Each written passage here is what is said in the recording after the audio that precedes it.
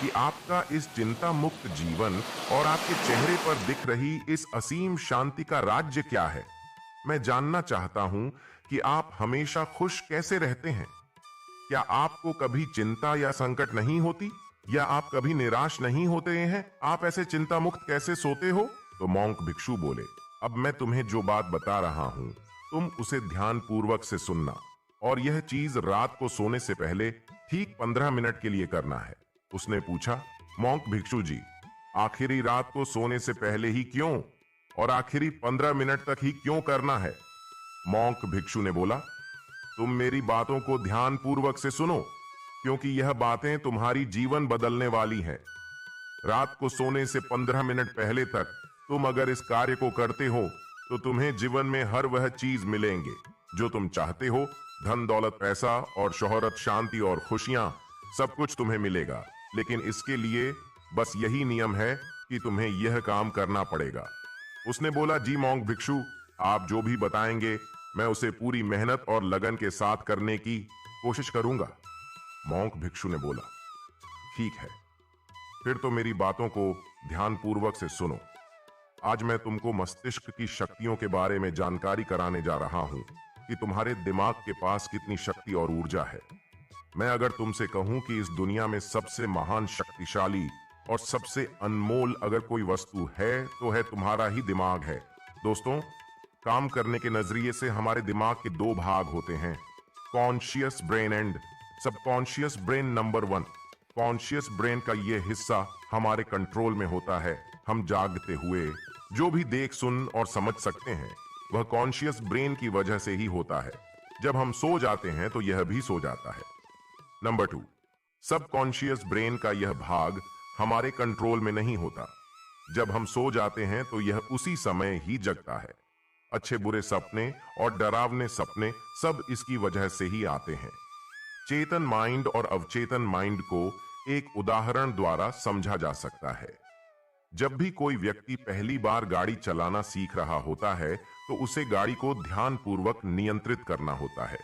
शुरुआत में वह संतुलन नहीं बना पाता और थोड़ा डरा हुआ भी रहता है, लेकिन कुछ दिनों या कुछ महीनों बाद जब वह गाड़ी चलाना सीख जाता है तो अब उसे उसी गाड़ी को नियंत्रित करने के लिए सोचने का भी जरूरत नहीं होता है।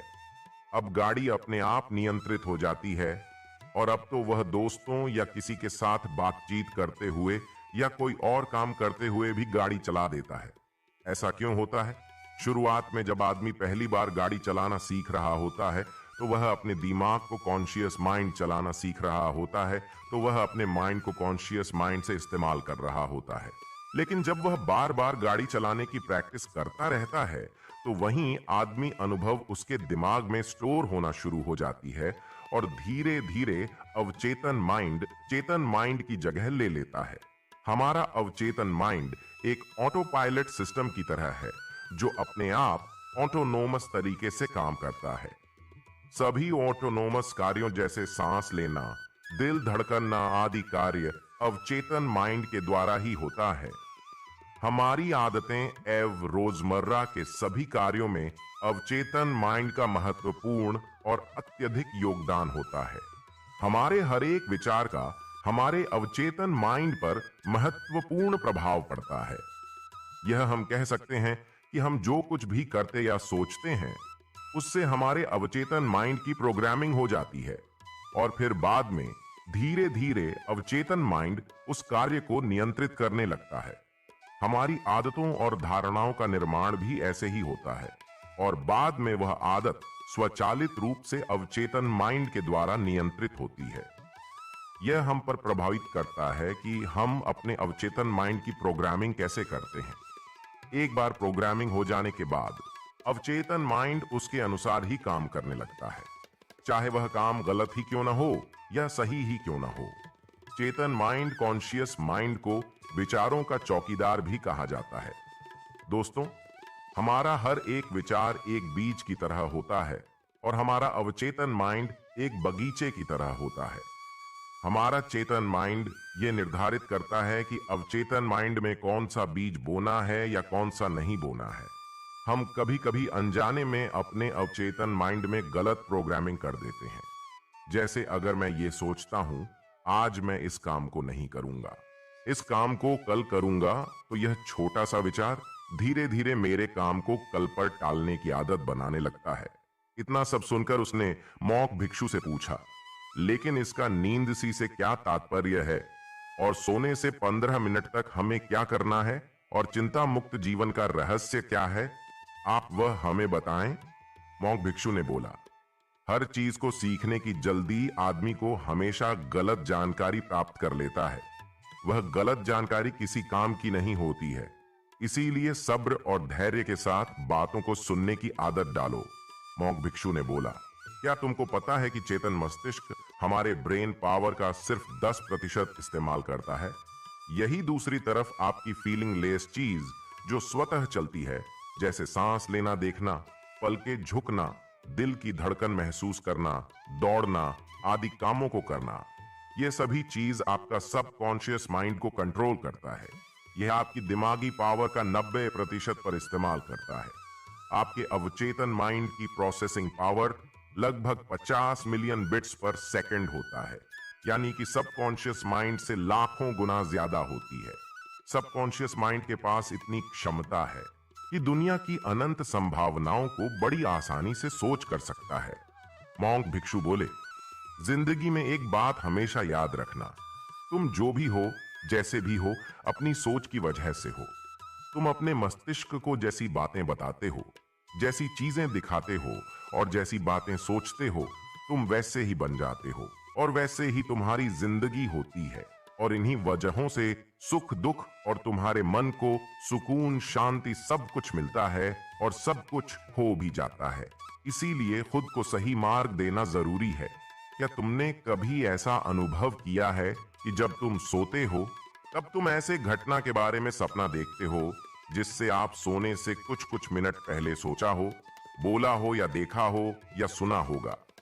अगर आपके साथ ऐसा कुछ होता है तो उसने बोला, जी मॉन्क भिक्षु, मेरे साथ ऐसा हुआ है। मॉन्क भिक्षु ने बोला, सोने से पहले जब हम आधा सोए आधा जागे हुए अवस्था में होते हैं, तब हम तैयार होते हैं अपने सब कॉन्शियस माइंड में उन विचारों को डालने के लिए जिसे हम अपने जिंदगी में प्रदर्शित करना चाहते हैं। तब तुम जो भी सोचोगे, जो भी मन में विचार लाओगे और जिन विचारों के साथ तुम रात को सोने की कोशिश करोगे, वह सारी चीजें को तुम्हारा दिमाग, तुम्हारे सपनों को तुम्हारा मन साकार करने की कोशिश करेगा। इसीलिए सोने से पहले अच्छी चीजों के बारे में सोचो, ताकि अच्छी चीजों के बारे में जिसके लिए हम सपना देख रहे हैं, जिसे हम पूरा करना चाहते हैं, उससे रिलेटेड पॉजिटिव विचार आप इसी समय में अपने सबकॉन्शियस मन में डायरेक्ट डाल सकते हैं। इसके लिए 2 तरीके हैं, जिसमें सबसे पहला तरीका है, तुम सोने से पहले सिर्फ इन चीजों के बारे में सोचो जो तुम्हें सुकून देती है और जो भी शांति देती है, जिससे तुम्हारा मन हल्का हो जाए।